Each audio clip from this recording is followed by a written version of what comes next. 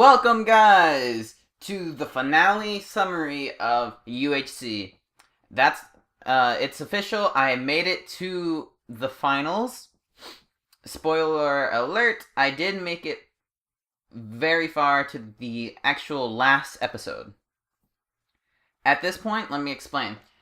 I was allowed to strip mine because it was episode 6, I had no diamonds and was not ready to go to the surface.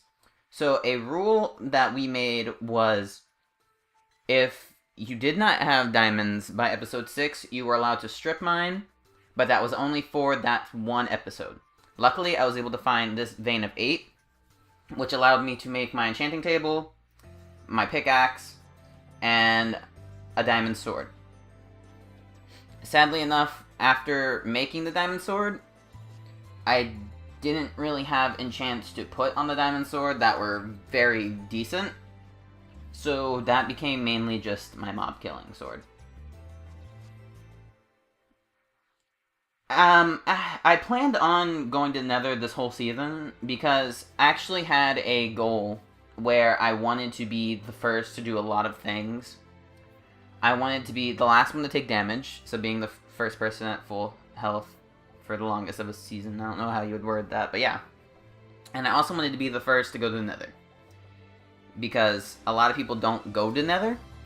What surprised me enough was while I was building it, the last person I expected to go to the Nether says that she went to the Nether. Rose, it's coming up soon. Come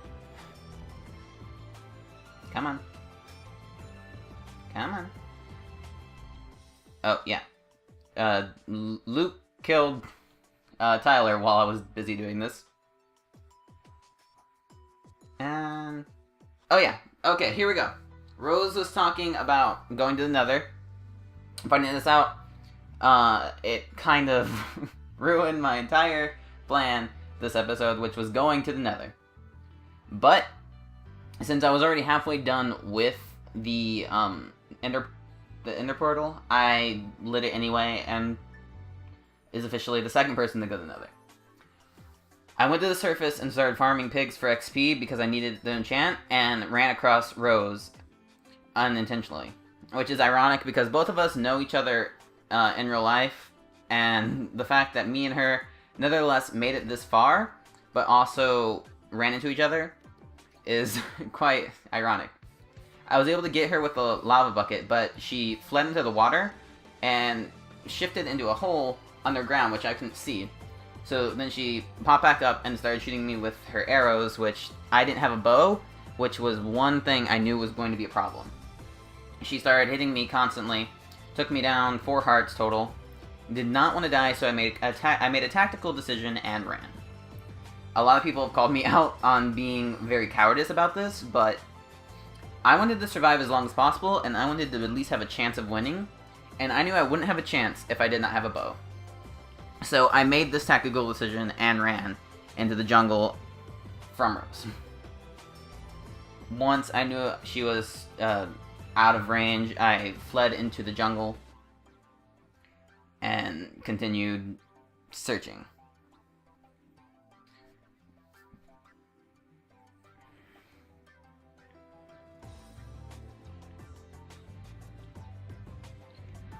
I found my way into the roof forest, which, unbeknownst to me, Christian and Toxic were both there.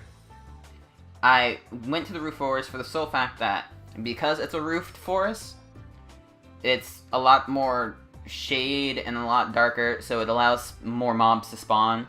So I went in the sole fact to get chickens for arrows, because I had a decent amount, but not enough to where if I came down to it, I would have enough to supply myself sufficiently.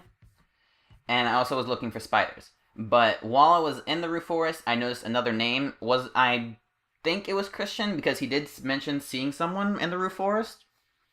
But I wasn't sure if that was me or not. And it could have been Rose, because she was tracking me. So at this point, I knew I wasn't prepared to fight anyone, so I did, again, run.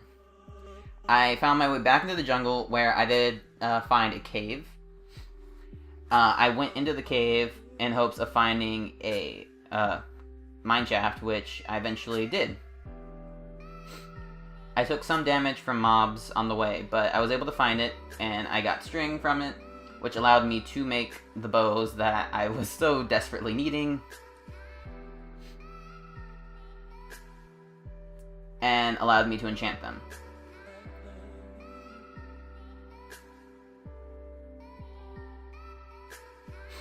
Now that I had a power 2 bow, a sharpness 2 iron sword, and prot 2 everything, I was finally ready to go into battle. By this point, it was literally just me and Jellybean. She had killed Christian and Rose, which killing Christian was the biggest plot twist of this entire season. Because everyone was putting their bets on either Christian, Luke, or Ricky winning. Ricky was being reckless, which he admitted to being, which caused him to die. And I was taking my sweet time getting into battle, so I was actually able to survive this long. I found Jellybean, but I was not able to get her from range.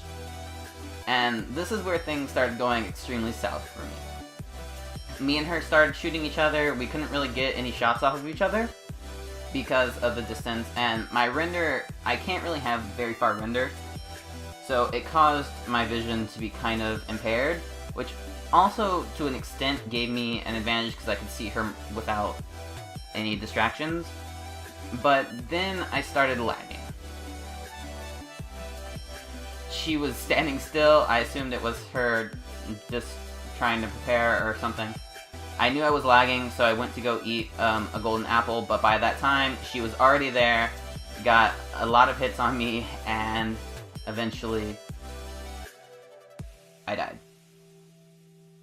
With that, I made second place on the UHC, giving Jibber, Jellybean Red, the win of the first UHC. Congratulations to her. A much-deserved clap for her 3 straight kills in a row. This gave me second person to go into the Nether, second person at full health, and second place overall. Jellybean deserved it a lot more than me. I will admit that. She put a lot more effort in the fighting. Me and her both were complaining about not having bows, but the fact that she was able to get one much more quickly than me, because I personally thought I did it pretty quick. But she was able to get it so quickly, and then win on top of that. It was much deserved. And until next season, this is Otashi Gaming signing out. I hope you all enjoyed, and outro!